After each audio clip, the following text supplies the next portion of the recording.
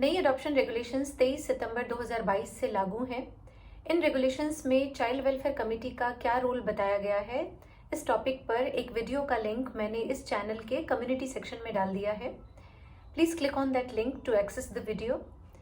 आज की वीडियो में मैं आपको ये बता रही हूँ कि नई अडॉप्शन रेगुलेशंस में प्रोस्पेक्टिव अडॉप्टिव पेरेंट्स की एलिजिबिलिटी को लेकर के क्या क्राइटेरिया दिए गए हैं। जो पुरानी अडॉप्शन रेगुलेशंस थी उनमें संभावित दत्तक माता पिता की पात्रता को लेकर के जो मानदंड दिए गए थे, they are broadly same in the new adoption regulations as well, लेकिन कुछ बदलाव लाए गए हैं।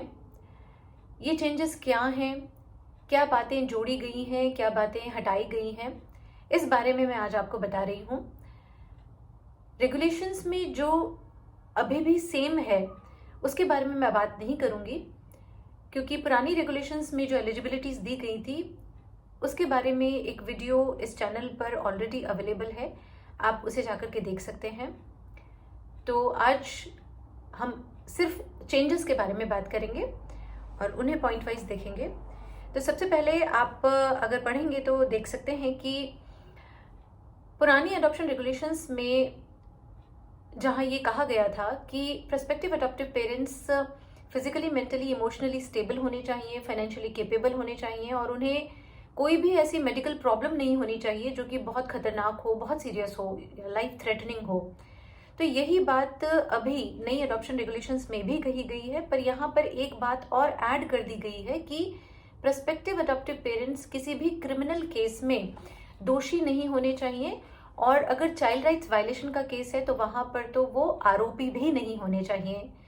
तो ये क्लैरिफाई किया गया है कि इन मायनों में पैप्स का जो बैकग्राउंड है वो बिल्कुल क्लीन होना चाहिए।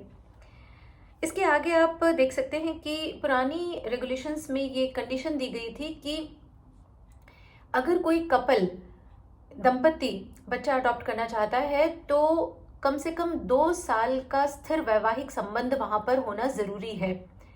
यही कंडीशन अभी नई रेगुलेशंस में भी दी गई है कि अगर कपल को बच्चा अडॉप्ट करना है तो कम से कम 2 साल की उनकी स्टेबल मैरिटल रिलेशनशिप देखी जाएगी। लेकिन यहाँ चेंज ये लाया गया है कि जो स्टेप चाइल्ड अडॉप्शन और रिलेटिव अडॉप्शन वाले केसेस हैं उन्हें इस कंडीशन से एग्जेम्प्ट कर दिया गया है। ये शर्त इस तरह के प्रकरणों से हटा दी गई है। इसके आगे आप देख सकते हैं कि एज क्राइटेरिया को लेकर के जो टेबल पुरानी रेगुलेशंस में दी गई थी उसमें जो 0 to 4 इयर्स एज ग्रुप वाली कैटेगरी थी बच्चों की, उसको अब 2 भागों में डिवाइड कर दिया गया है।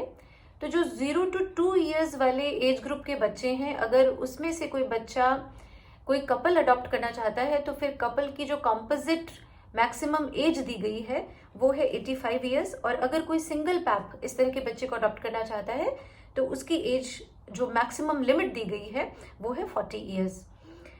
2 to 4 इयर्स वाली एज ग्रुप से अगर बच्चा कोई अडॉप्ट करना चाहता है तो ऐसे कपल की जो कॉम्पोजिट मैक्सिमम एज लिमिट दी गई है वो है 90 इयर्स और सिंगल पैप है तो उसकी जो मैक्सिमम एज लिमिट दी गई है वो है 45 इयर्स।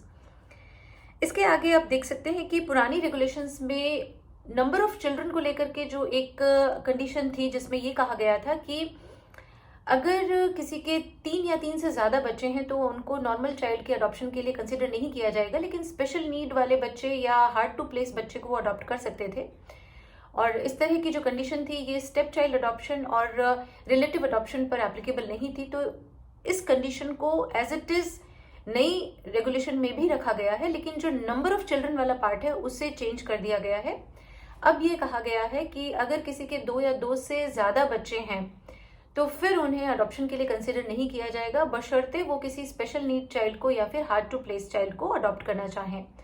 और अभी भी ये जो शर्त है, ये जो कंडीशन है, ये स्टेप चाइल्ड अडॉप्शन और रिलेटिव अडॉप्शन पर एप्लीकेबल नहीं है। इस तरह के केसेस इस कंडीशन से एग्जेम्प्टेड हैं।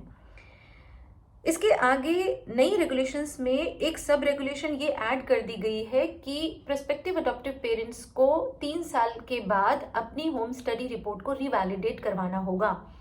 तो 3 साल का पीरियड अगर निकल जाता है तो उसके बाद उनकी होम स्टडी फिर से कंडक्ट की जाएगी और रिपोर्ट को रिवैलिडेट किया जाएगा।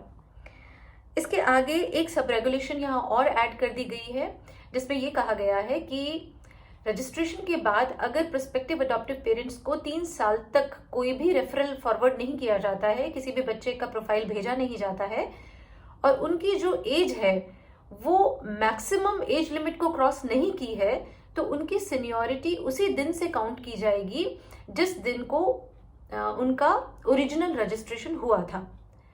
So these are the important changes which have been brought about in the new regulations. I hope this video is helpful for you. Thank you for being here.